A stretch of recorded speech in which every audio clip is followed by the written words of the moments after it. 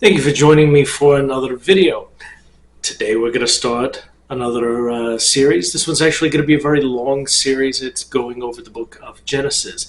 So I'm just going to go ahead and tell you right up front that this is going to be an extremely long series, B, probably a little upsetting of a series for some viewers anyway. Not upsetting that I'm saying anything that's necessarily bad, just that it is not going to jive with whatever some people believe. They may get a little upset about it, and that's fine. There will be plenty of throwing stones. You just wait until the video is over. You're not going to met me. D, I think it's going to be a very interesting series because we're talking about the book of Genesis, and certainly in the earlier chapters of Genesis, it's an extremely interesting book. As it progresses, it moves from being very broad, very really sort of vague, to more narrow, as it moves from focusing on the broader region of the Middle East down to focusing exclusively on the family of Israel. So I think that makes for a very interesting sort of historical study, I guess. I don't know. But yeah, we'll see how it all turns out. So I am giving you my interpretation of everything. There will be plenty of time to stone me later. All I ask is that you just let me get it out, let me explain myself, and we'll go from there. The translations of scripture into English are actually going to be my own, so bear with me. And part of that is because there are copyright issues whenever it comes down to translating from. Or when it comes to reading, a translation, that was put out by some publication somewhere, publishing company. That's how I meant to say it. And broadcasting it over the internet. So there are some copyright issues that come up. Another reason that I'm just going to give you my own translation, my own interpretation of the text, is because frankly I think that it doesn't really do it justice, the majority of the translations, because they're not I like translations, they're great, but they fail to capture the essence of what's being said, because it's just text. It's like, if you get a text message from your husband, your wife, your girlfriend, your boyfriend, your mom, your dad, whatever the case may be, and they, send you a vague text that, it could be interpreted as they're upset with you. It could be interpreted as they have a genuine question, or it could be interpreted as they're making a statement. And that's really sort of how translations, especially of the Torah, are. Is this a question? Is this sarcasm? Is this rhetorical? Is this meant to be a polemic? Is this, what's the mood of what's being said? That sort of thing, and that doesn't really come across in most translations. So I'm going to offer my own interpretation. We'll see how it goes from there. I feel like there was something else that I'm forgetting. So let me take a quick look at my notes and see. Oh yeah. So the reason that I chose Genesis to start with is, it's always good to start at the beginning, but also because there's a lot of information out there about the book of Genesis from the Christian perspective. And I'm not trying to bash Christians. I'm not trying to bash Christianity. My point is simply that you're getting, maybe not you personally, but the internet is really sort of flooded with one, maybe two viewpoints that are actually from a religion that is not connected to the actual text. It's not, Christianity, I've said this before, it grew out of Judaism, but really around the year 325 CE at the Council of Nicaea, it really sort of took its own life. I don't mean that in a suicidal way.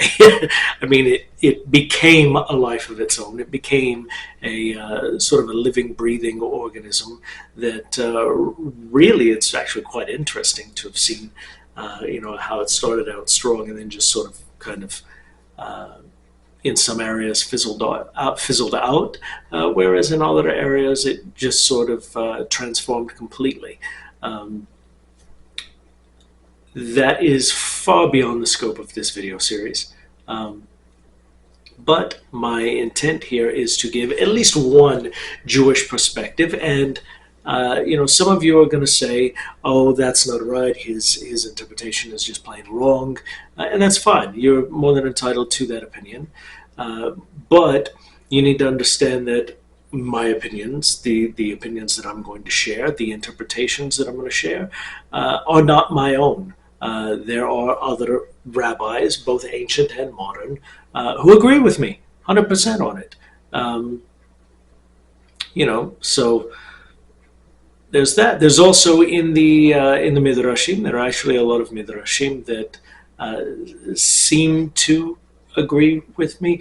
My interpretations of the book of Genesis, they didn't just come out of thin air. They weren't, just sort of born into a vacuum. No, there is something that preceded them. There is a source that I learned from. So with that being said, you've got all these different Christian interpretations out there, usually 2 or 3 at the most, Christian interpretations that are out there that are just really sort of flooding the internet, these groups that put out not tapes, we don't use tapes anymore, recordings of various teachings from the book of Genesis. You can find it all over the internet.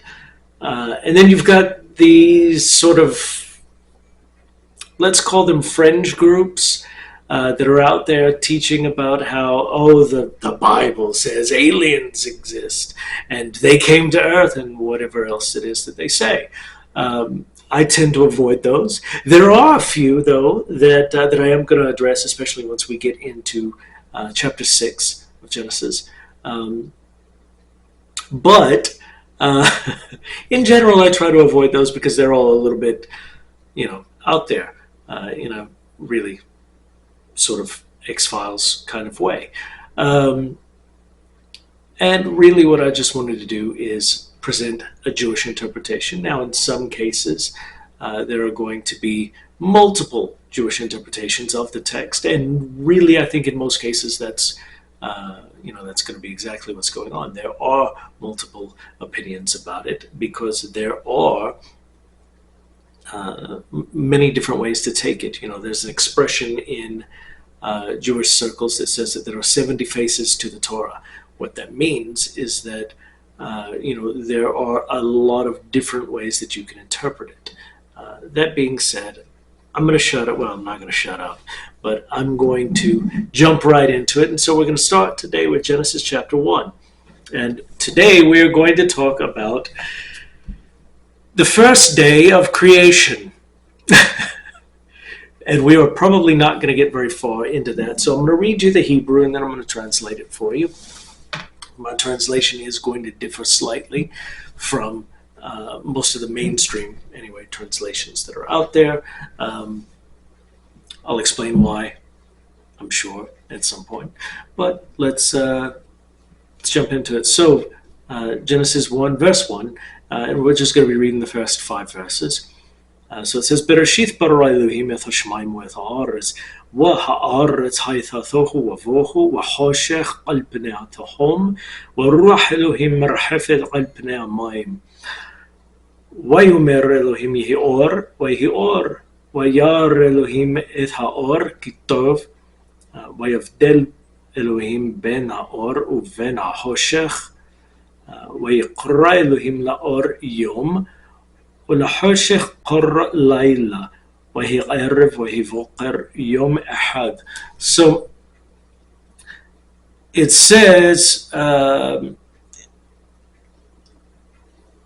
translation is going to be really sort of off if you're following along in, let's say, a King James Bible. But so let's say at the beginning, or in the beginning, or perhaps even when God began, at the beginning of God's creating the heavens and the earth, or when God began to create the earth, the heavens and the earth, that sort of a thing, that general idea.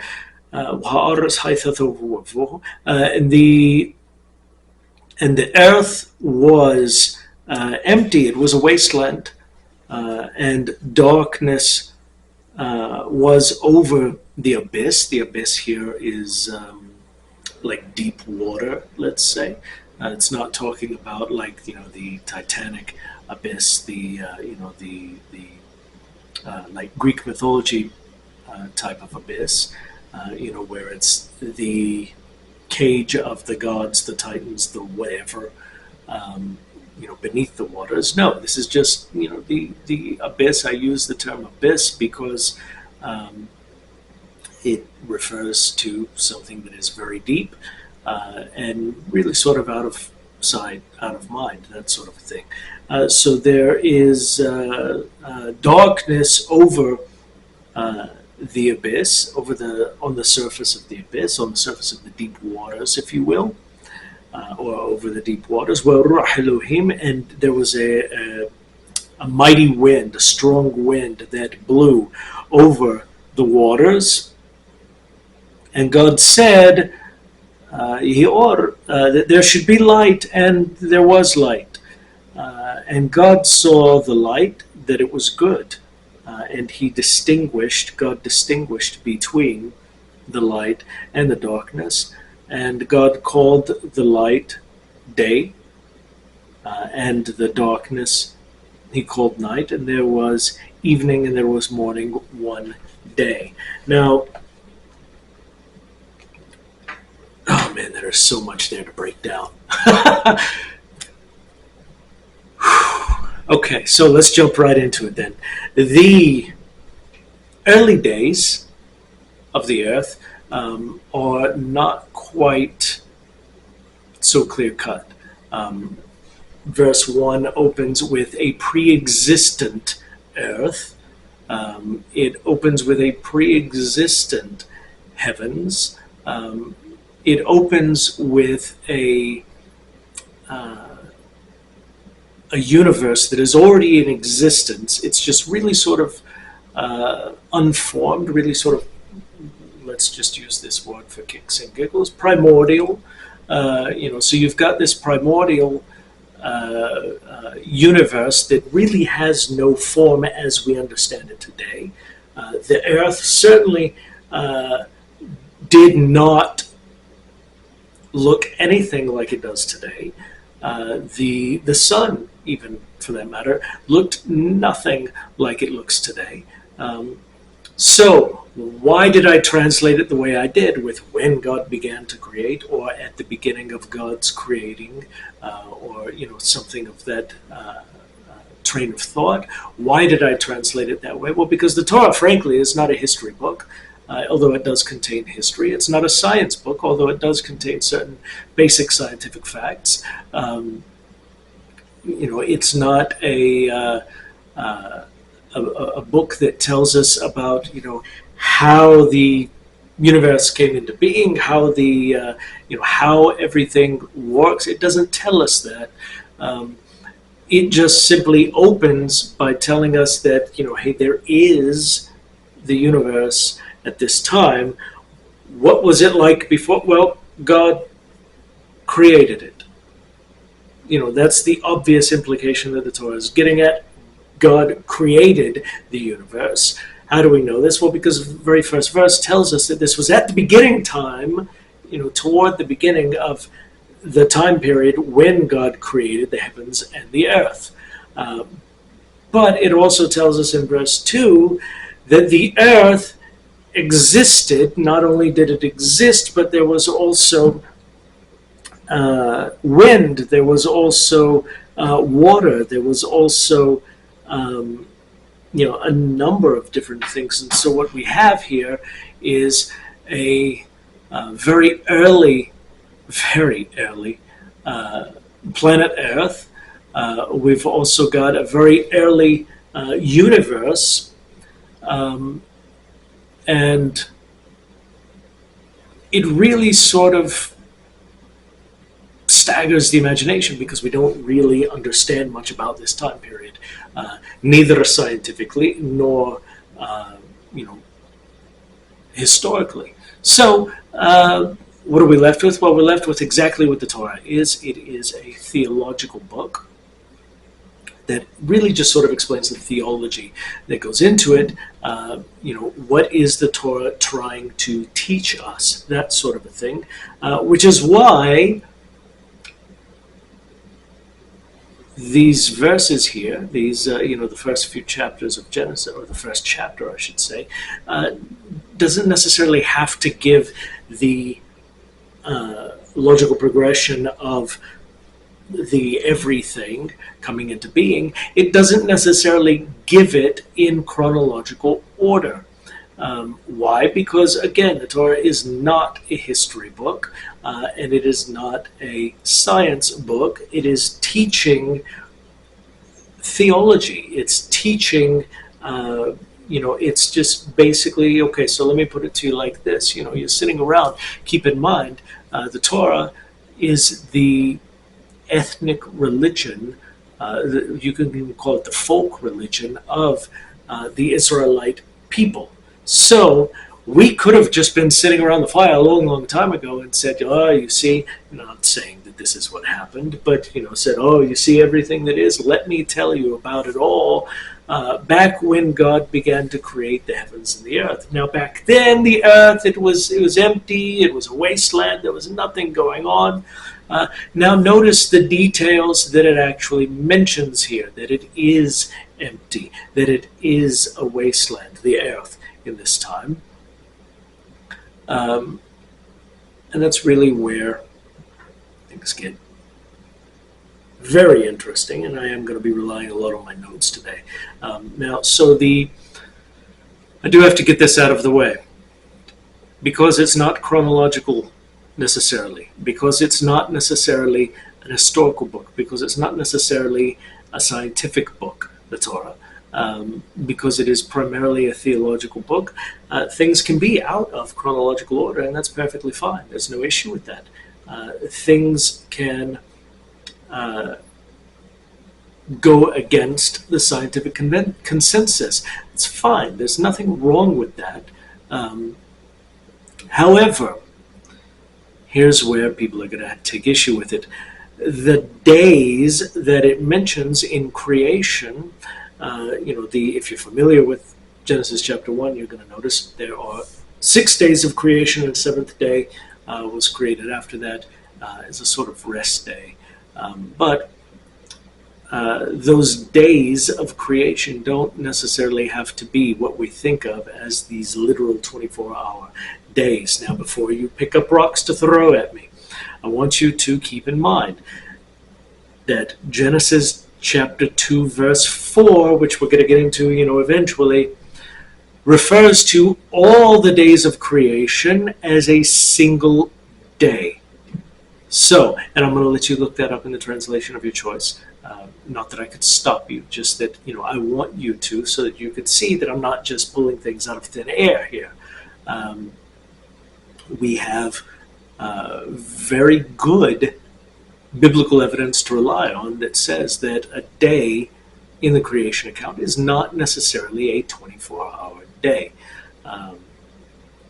If it were, then for everything to have appeared the way that it appears now, these days, these 24-hour days, would have had to have violated the laws of physics. And if you look at the text, the laws of physics seem pretty constant. They seem there. There is water, there is light, there is how do you call it? Ruach? Wind. There's wind. So you've got all these different things. The laws of physics are clearly there. Matter is there. Energy is there. Time, the concept of time, exists at this point. How do we know this? Well, because there is day and there is night. We're going to get into that here in just a minute, and this may actually be a little bit longer of a video than I wanted, but, whatever. It's what it is. So, the literal day, 24-hour day interpretation would have to violate the laws of physics. It would have to violate all scientific laws that we're aware of in order for everything, and by everything I mean all the hard sciences, geology, things like that, in order for everything that appears the way that it does today to actually appear the way that it does today. So with that in mind, day one of creation, and this is going to differ significantly if you are if you were raised anyway with a sort of a young earth, as they say, creationist mindset when it comes to the Torah. Day one of creation began in the Hadean Aeon, and it went into the Archean Aeon. Now, what do I mean by that? I mean billions of years ago. I mean so far ago, so long ago, I may as well be saying it's a gajillion years ago, right? So we've got 11 billion years ago, the universe came into being, the Earth sort of showed up. This point in time that we're talking about, the very beginning of it, the Hadean, is roughly, 4.6 billion years ago, give or take a couple of minutes,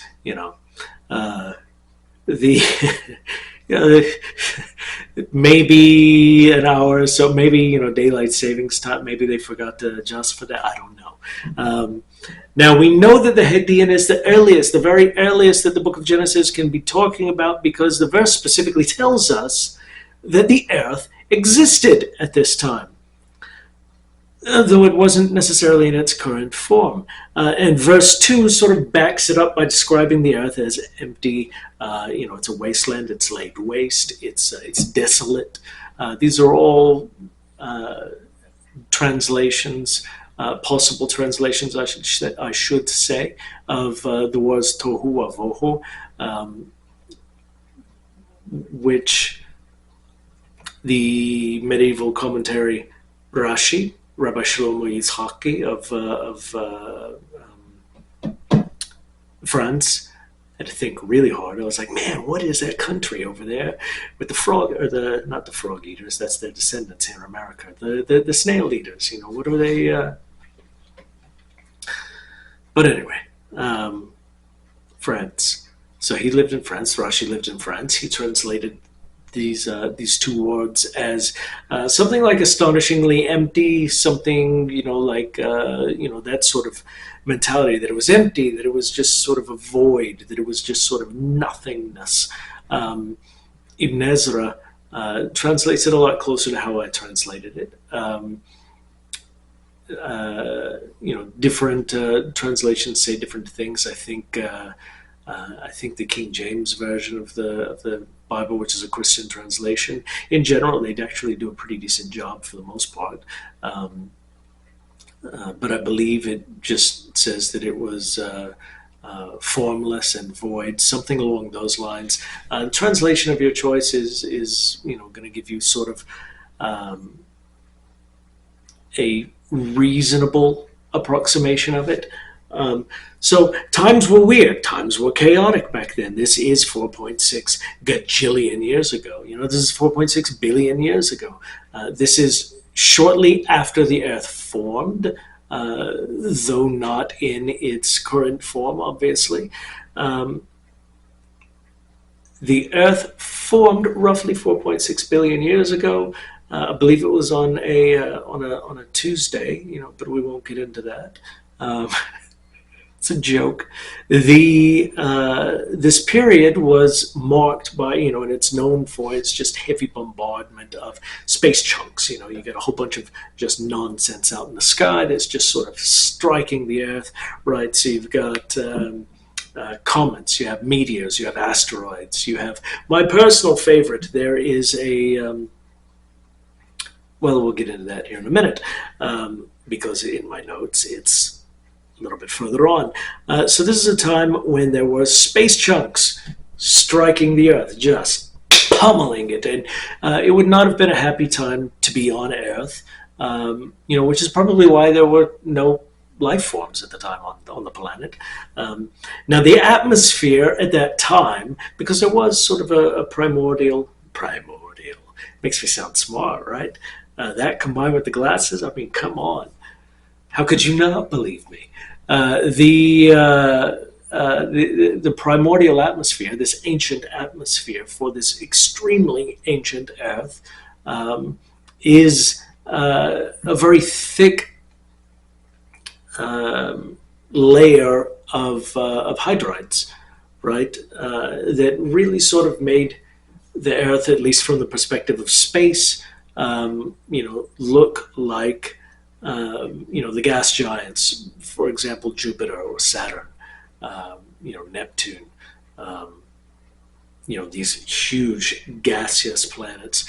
You can't see their surfaces. Probably even a better analogy would be the atmosphere of the planet Venus, which is, as it just so happens, relatively close to Earth, both in terms of size and in terms of probably what Earth would have looked like from space. Roughly, let's say 4.6 billion years ago. Just sort of a ball of just kind of a cloud, just sort of sitting out in space, which must have looked really sort of interesting, but let's not talk about that. So the atmosphere at the time was composed mostly of water vapor, methane, and ammonia, right? So toxic, possibly drinkable, but certainly toxic. It was nothing like what it is today, where it's mostly a nitrogen-oxygen mix. We're not going to get too much into what it is today because, we're not talking about today. Now, here's back to the space chunks thing. There was a rock, a big chunk of rock, right, called Theia. That's what they named it. So they say that it was between 4.4 and 4 billion years ago, roughly. Obviously we don't have exact dates. It's not like we can say, on October the 23rd of 4,743 BCE. There were no calendars at the time. Nobody was keeping count of the days. Nobody was keeping time. I mean, except for maybe God. But, he would have been the only one. He would have been the only one in existence at the time anyway. So why keep time? If there's just one of you, why keep time? So this Theia is believed to have been roughly the size of the planet Mars today, and it hit the Earth. Again, not a very good time to have been on Earth. Not a particularly exciting time to have lived on Earth, which is probably why there was no life on Earth at that time. It was a massive, just absolute chaos, complete and total, starts with the C, a cataclysmic event. This would have, if any life had existed at that time, this would have absolutely obliterated it. Just the absolute destruction that must have resulted was world-shattering, which is exactly what happened. A chunk of Theia broke off from the Earth, probably took some of the Earth with it as well, and formed our moon, which coincidentally actually helps to enable life on Earth. So, if we didn't have the moon, it's very likely there would still be no life here on Earth. But that's not important. It's certainly no life, as complex as human beings or octopi, plural of octopus. I think it's octopi. Why did I even choose a hard one like that? There would be no ducks. There would be no dogs, geese, whales, that sort of thing. Nothing. You get the idea. So Theia is believed to have hit the Earth, just struck the Earth, and broken off and formed our moon. A lot of it was left behind. A lot of it is, currently up in the sky, orbiting the Earth at, a rate of, I don't know actually how fast it orbits the Earth. But I do know that one complete, well, yes, I do. Roughly every 29 and a half days, it's actually slightly more. It's like 29.53446, something like that, days. The moon finishes its cycle, its lunar cycle. Very cool stuff. I actually enjoy learning about the moon because, it's the only celestial body aside from the Earth that we've actually been to and actually have some knowledge about. So very cool stuff. Now, the debris that would have been launched into the atmosphere of Earth would have further clouded it. It would have made things not just more difficult to see, but it also would have made the atmosphere really sort of like dusty. I guess maybe foggy would even be a good word for it. That it would be so much gunk in the air that if anything had been here to breathe, it wouldn't have been able to breathe, even if it breathed whatever the atmosphere was composed of at the time. Now, Theia, basically, so let's get back into it. So it basically struck the Earth, spins off. It's as if the Earth basically ate its celestial twin and then just sort of spat out the bones into space. So there's a fun analogy for you. I really hope that makes it past the censors at YouTube, but we'll see. And now you may be thinking to yourself, but wait a second, I thought the moon didn't come into being until day 4. And we'll get to that in day 4. Hold your horses on that. Let's just hold up. Because we're still on day 1. We're still talking about, exactly what was going on. So this period, Earth, it's got a very thick, very opaque, hydride-rich water vapor, methane, ammonia type atmosphere. And it was frequently bombarded. It was I don't want to say always, but it was very often bombarded, very often, relatively speaking, bombarded with space chunks, protoplanets,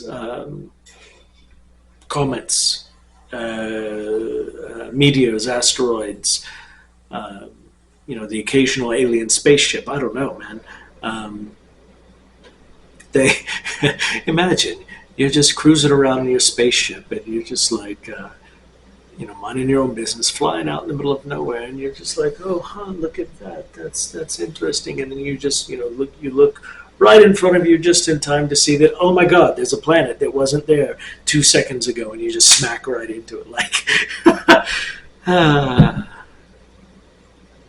And this is why I have very few friends. No, I'm just kidding. Actually, I have more friends than I think I should, but that's not important. Where was I even going with this? Oh, yeah. So the Earth had all these different issues that were going on at the time. It had, a toxic atmosphere to us, toxic atmosphere.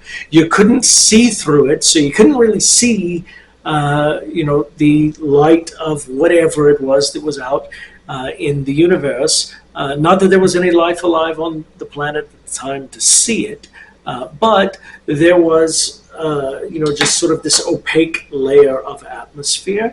So you had all these space chunks just sort of hitting the planet at the time.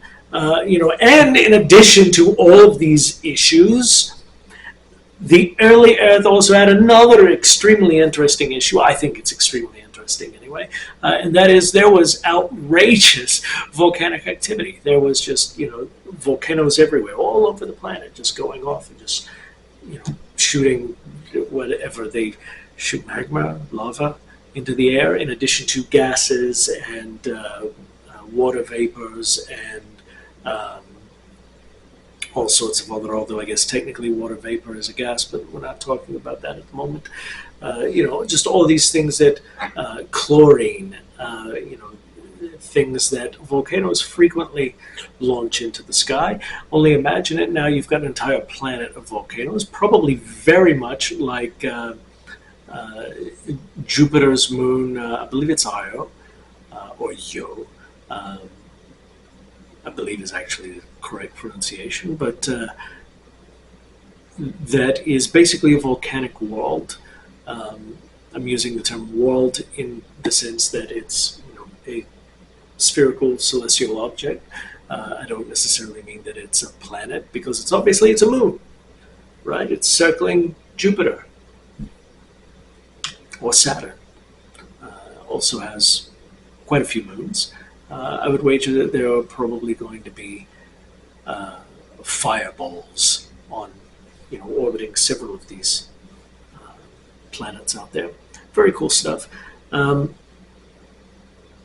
So we had very heavy volcanic activity. This was, again, absolutely the worst time to be alive on Earth, which is why nothing was at the time.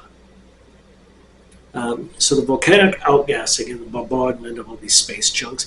Now, eventually that altered the Earth's atmosphere, the early Earth's atmosphere, into a more nitrogen and carbon dioxide rich one. So there is that, yes, things were chaotic, things were not so great. But, they did get a little bit better of an atmosphere out of it. Not that there was anyone there to enjoy it.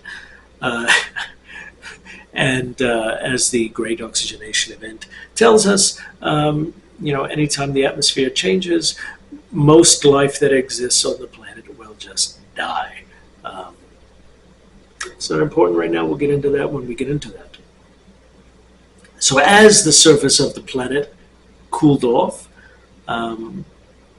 what happened was the atmospheric water vapor. Now keep in mind also the pressure currently.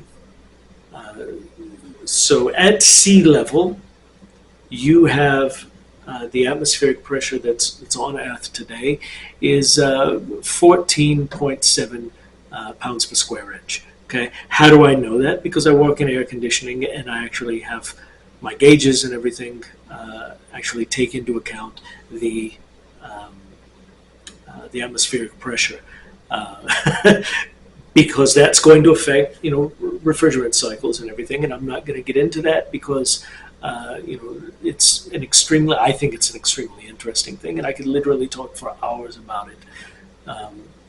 There's actually a video on my personal Facebook page of me teaching a 3-year-old child of one of my customers the other day about air conditioning as I'm working on his air conditioner. It's a cute video.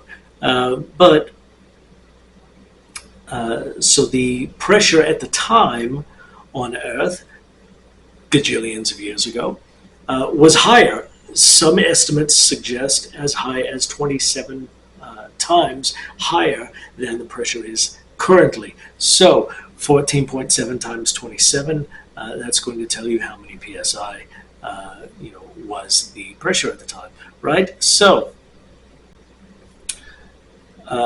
pressure or water at that pressure is going to condense a whole lot easier. It's going to form into droplets, which eventually form into rain and fall from the sky. And so that's what we see happening for the very first time. Well, I guess nobody saw it, but you get what I'm saying. um, where the Earth had cooled enough and the pressure was high enough that even though it was still extremely hot, like almost 1,000 degrees, that's Fahrenheit. It was actually about 500 degrees Celsius if you if you use the Celsius/centigrade measurement system, right? So it's still very hot, still well above the boiling point of water, but because the pressure was higher, it actually raised the boiling point significantly, so that even in temperatures that high, you could have the presence of liquid water, and that's what happened. The water condensed in the atmosphere, and it started to rain, fall to the earth. Times were a little bit more interesting and getting even more interesting because as it continued to rain, as all of this atmospheric water began to fall to the earth, it formed the early super ocean. It's not my word, but there was a huge super ocean, right? So the earth became sort of a water world. If you've ever seen that movie, Kevin Costner, great movie, I love it. Really, if you ever meet Kevin Costner, he's probably the guy that you want to hang out with because all the videos or all the movies that he's in, it tends to be that he is a survivor of some sort of an apocalypse, and he's always the good guy. So if you ever happen to meet him, he's probably the guy you should hang out with because if, God forbid, something were to happen, he would for sure be the one to survive. Might mutate a little bit, grow gills behind his ears or something, like in Waterworld, but he would be the guy to. Anyway, back to the story. So, water basically covered the entire planet. Keep in mind, there were no real mountains at the time. There were no real valleys at the time. I'm not saying that the Earth was basically just a flat plane, but it really sort of was just sort of a flat plane. Then it started to rain, and those flat plains really sort of filled up pretty quickly, so that the entire surface, basically the entire surface of the water, or of the earth, or land mass anyway, was covered in water.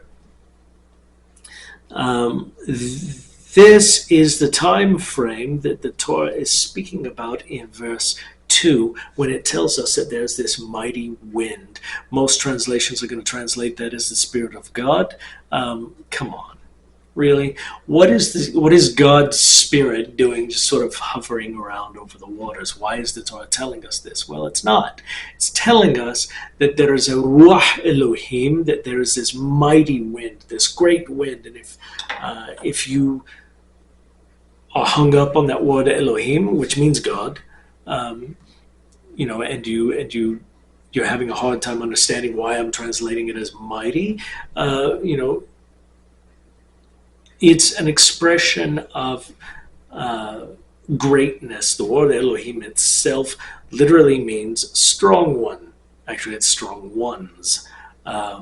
It's like in the sense of this is the strongest out of all the strong ones, that sort of a thing. It is a superlative, which means it is the most of whatever. The most strong. It is the strongest. It is the, and another example would be in the book of Jonah. It tells us that Jonah went to the city of Nineveh, right? And so it calls it, what does it call it? It says, it was a great city before God. That it was a great city before God. But it was a wicked city. Why would it call it a great city to God? Well, it doesn't. It says, that it was how do you say it? Like an extremely great city, an extremely large city. That's the word. Large is what I was trying to think of. So it was an extremely large city, but it uses the word Elohim there. Well, of course it does, because it's an idiomatic expression. It's an expression that's just sort of, it exists in the Hebrew language that doesn't really exist in English. Although sometimes I've heard people say, and I'm even guilty of saying it, from time to time, when I'm saying, something like, hey, nobody knows, I'll just use the expression, God knows. Only God knows. Or sometimes I've even heard people say, not even God knows. Obviously, they don't mean that literally. No, it's an expression to say, really, who knows? Nobody does, right? Not even God. It's that sort of a thing. And that's what we're seeing here in verse 2 of Genesis, where you have this Ruach Elohim, this massive wind. Ruach is breath. It's spirit. It's wind. It means all of these things, but in the context here, I think that wind is better than spirit, or better than breath even, in how it should be understood. So when the Torah tells us in verse 2 that there is a massive wind blowing over the surface of the waters, that's this time period when there is a super ocean all over the earth. There is no land to stop the wind. We're talking a massive hurricane, possibly similar to Jupiter's Great Red Spot. Not that we know what Jupiter looks like beneath the atmosphere, just that it could be. You never know. But certainly there was at least one massive storm going all over the planet at that time. Jupiter is covered in storms, by the way. The Great Red Spot, that one's just the most recognizable one. Now with this, verse 2, the Hadean era, the Hadean Aeon ends, and we enter into the Archean Aeon, which saw the rise of the Earth's second atmosphere. It was a prebiotic atmosphere, and it also, the Earth at that time, we see the earliest life forms in the fossil record sort of popping up. Now we don't see what we think of when we think of life, necessarily. No, the very first evidence of life that we see is things like boreholes, from microscopic things, I guess, animals, bacteria, that sort of thing, boring through rock. And we can see the emergence of things like microbial life, cyanobacterias, called stromatolites is what I'm going to call it. I'm not actually sure that that's how it's pronounced, but that's what I'm going to call it. So stromatolites, they lived in shallow water. Where's the shallow water coming from if the entire planet is covered in water? Well, it can't all be just outrageously deep. There has to be some places where the water is shallow. Stromatolites, by the way, if you're interested, there are some places in the world today, most notably in Western Australia, where you can actually see these giant mats of microbial cyanobacteria that are stromatolites. Very interesting stuff if you're into that kind of thing. Very cool. Now at that time, we also see with the cyanobacteria, we also see the earliest form of photosynthesis, which actually helped to transform the atmosphere even more. The sun at the time was only something like 75 to 80% of its current luminosity.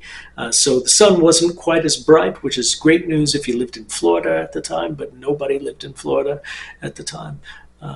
So it was just kind of meh news. It wouldn't have mattered anyway, though, because at that time, not very much light from outside of Earth was able to penetrate the atmosphere. So there's that. But wait, what about photosynthesis? Well, photosynthesis doesn't always require sunlight. Some species, microbial ones, use photosynthesis with just really sort of any light. So, I mean,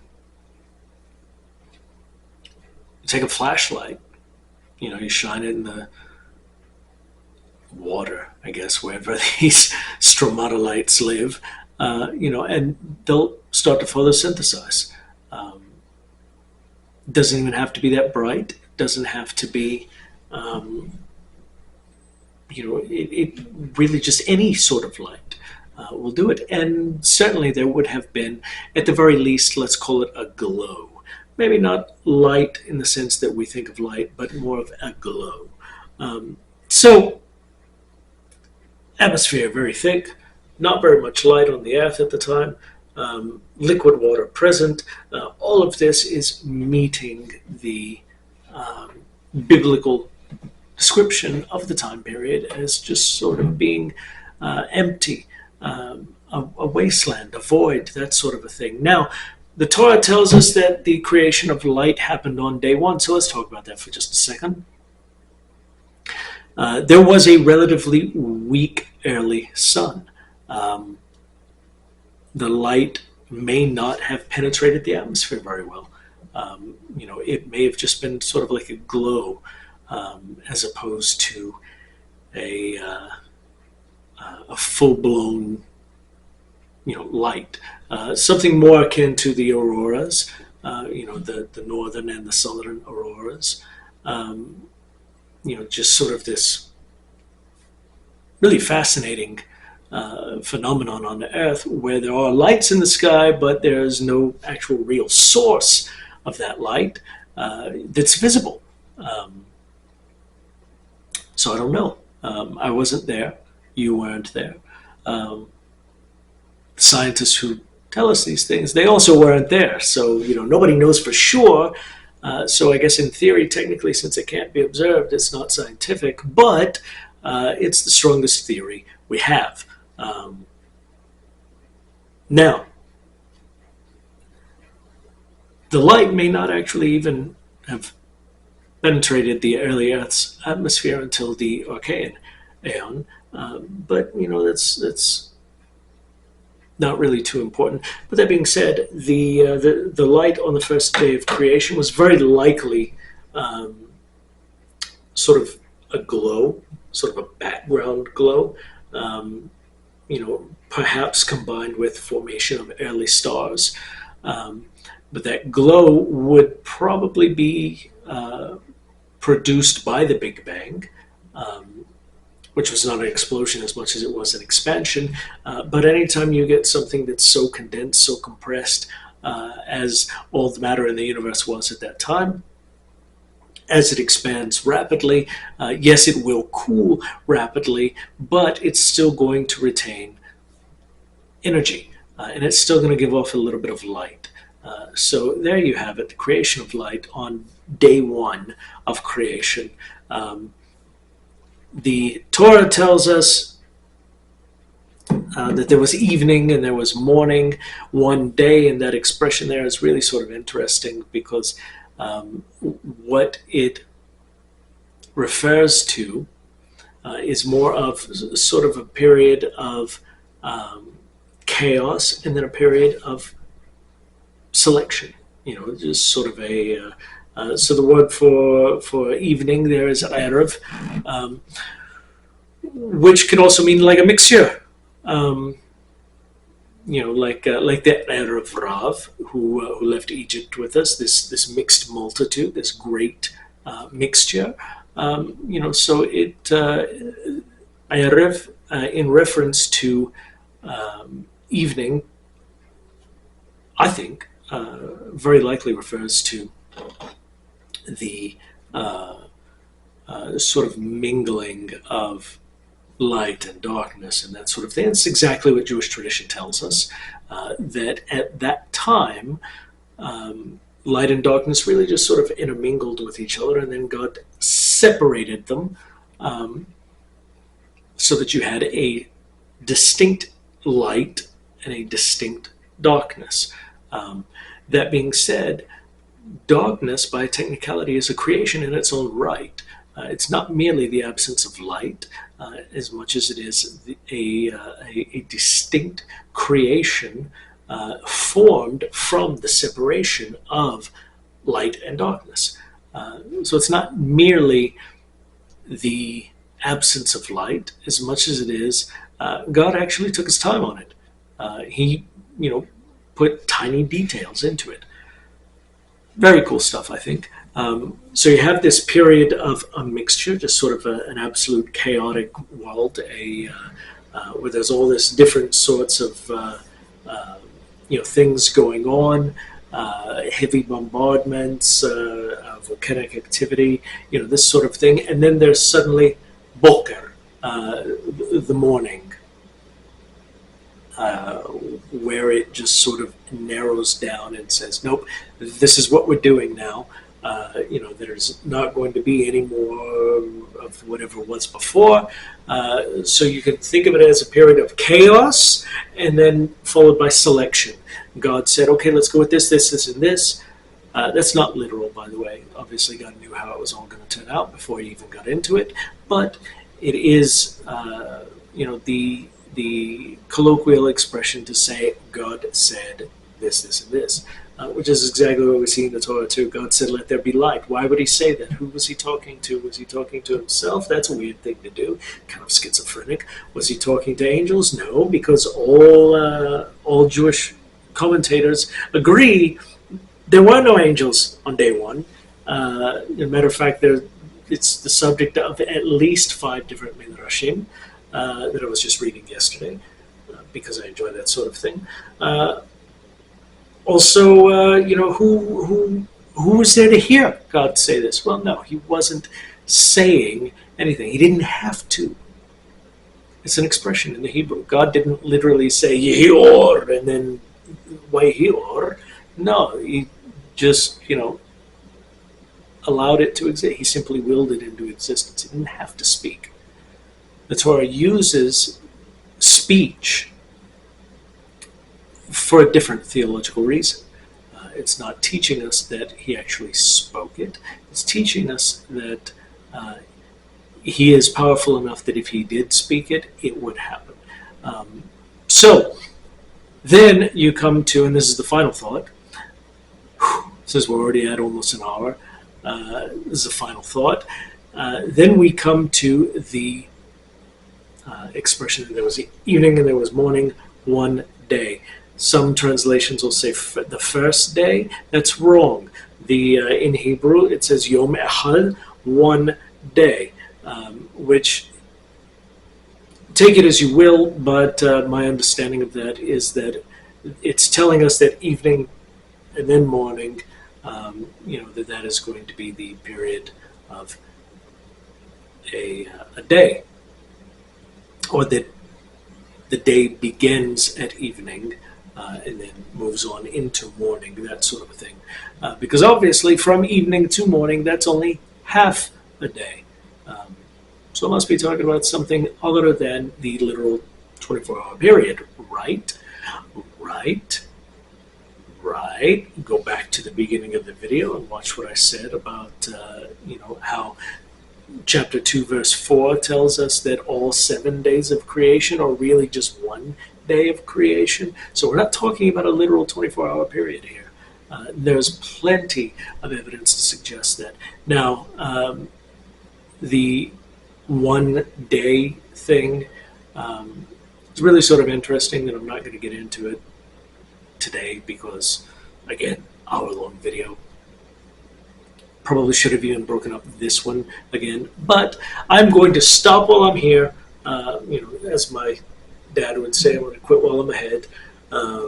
The first 5 books of Genesis, first 5 verses of Genesis, there you have it. If you enjoyed this video, please share, please like, hit the subscribe button, make sure that your notifications for this channel are turned on. Share this video far and wide. Find me on Facebook, an unorthodox Jew. Should pop up on there. Go ahead and send me any questions you have. I am more than willing to discuss this with you. I'm more than willing to listen to your understanding of it, by all means, let's keep the conversation going. Probably easier to do on Facebook than it would be on YouTube, but you know, just whatever, man. I'm open to it. That being said, until next time, shalom.